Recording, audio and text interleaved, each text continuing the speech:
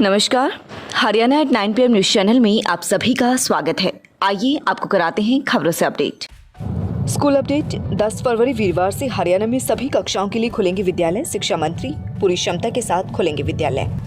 सिसाना बिजली मीटर बाहर करने का मामला, 5 ग्रामीणों पर मामला दर्ज। बिजली मीटर बाहर करने के मामले में सिसाना गाँव के ग्रामीण विरोध में उतर आए थे। बिजली निगम की टीम वापस लौट आई थी। थाना प्रभारी जसपाल सिंह ने भी ग्रामीणों को समझाया था।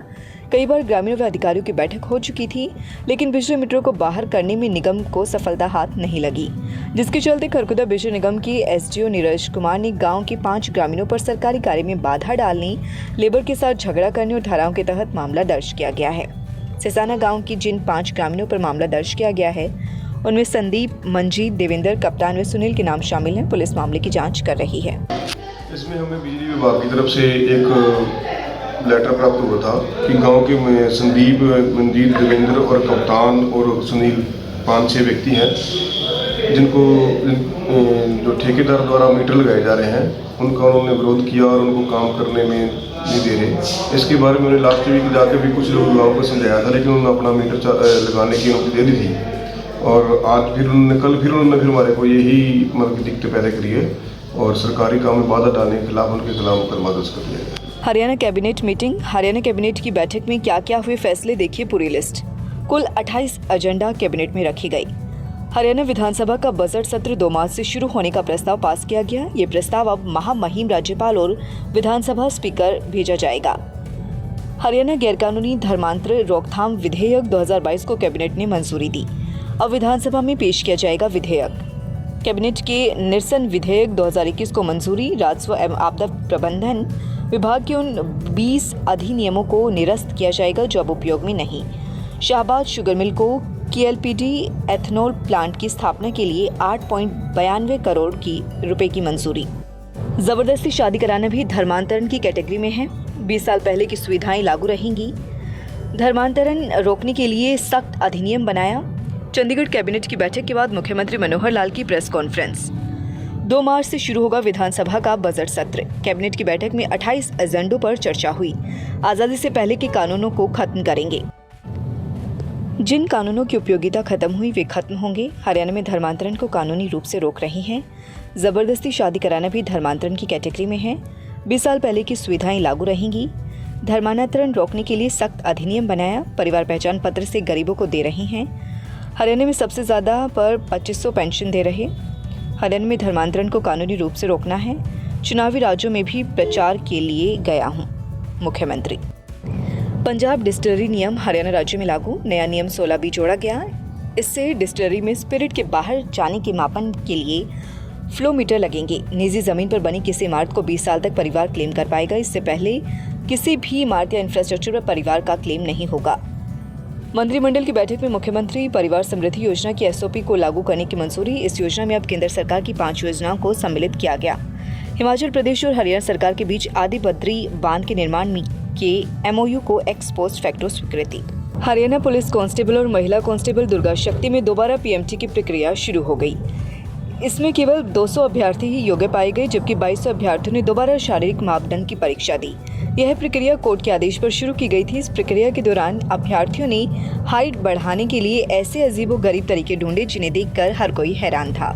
करीब 16 अभ्यर्थियों ने पैर और सिर में सूजन करवाकर हाइट बढ़ाने का प्रयास किया।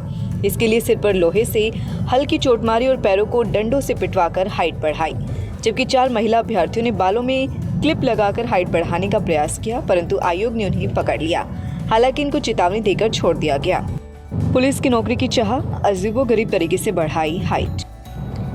हरियाणा कर्मचारी चयन आयोग के चेयरमैन भोपाल सिंह खत्री ने बताया कि शारीरिक मापतोल की परीक्षा में केस ऐसा मिला जिसमें कि एक अभ्यर्थी ने अपने पैरों में इंजेक्शन लगाकर उन्हें सुन्न किया, फिर उसमें डंडे मारकर सूजन पैदा की।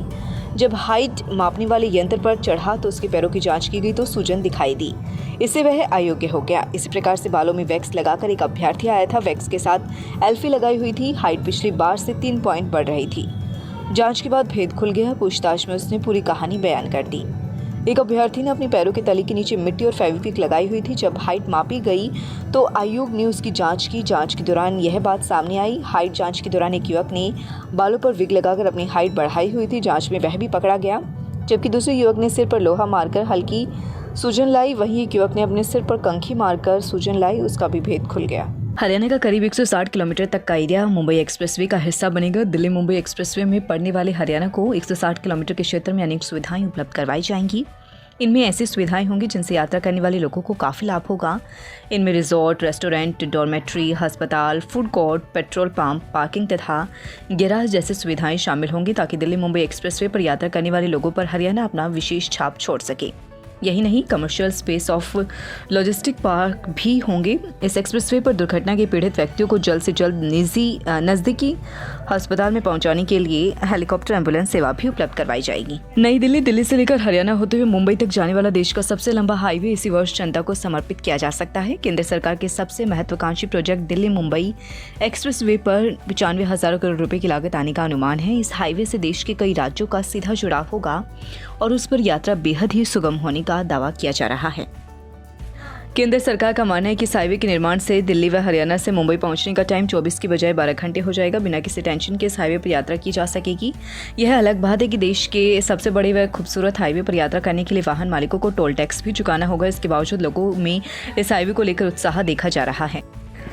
बता दें कि इस हाईवे से जहां देश के विभिन्न राज्यों को कोई न कोई फायदा होने की बात कही जा रही है, वहीं हरियाणा में भी इस एक्सप्रेसवे से कई प्रोजेक्ट जुड़ गए हैं। यह हाईवे दिल्ली से होते हुए नोएडा के रास्ते फरीदाबाद, वल्लभगढ़, गुरुग्राम, पलवल तथा मेवात से होकर गुजरेगा। इस हाईवे से नोएडा में बने जा रहे अंतर्राष्ट्रीय एयरपोर्ट को भी जोड़ने जाने की बात सामने आ रही है ताकि देश के अधिक से अधिक लोगों को इस एयरपोर्ट का लाभ मिल सके। इस हाईवे से हरियाणा के अनेक शहरों को लिंक मार्गों के जरिए जोड़ा जाएगा ताकि लोगों की यात्रा को सुगम बनाया जा सके। वहीं बताया गया है कि 10,400 करोड़ रुपए से विभिन्न सड़क मार्गों को नई तरीके से बनाकर इस एक्सप्रेसवे से जोड़ा जाएगा। आपके अपने विश्वसनीय ट्यूलिप हॉस्पिटल सोनीपत में emergency care services. When you need it, where you need it. Through 24/7 running command. For information, please contact 705-65-11111. Is handling critical patients still a challenge in your hospital? Reach out to us for best tele ICU solutions at Tulip Hospital. लगातार खबरों से बने रहने के लिए channel को like, subscribe और share जरूर करें। धन्यवाद।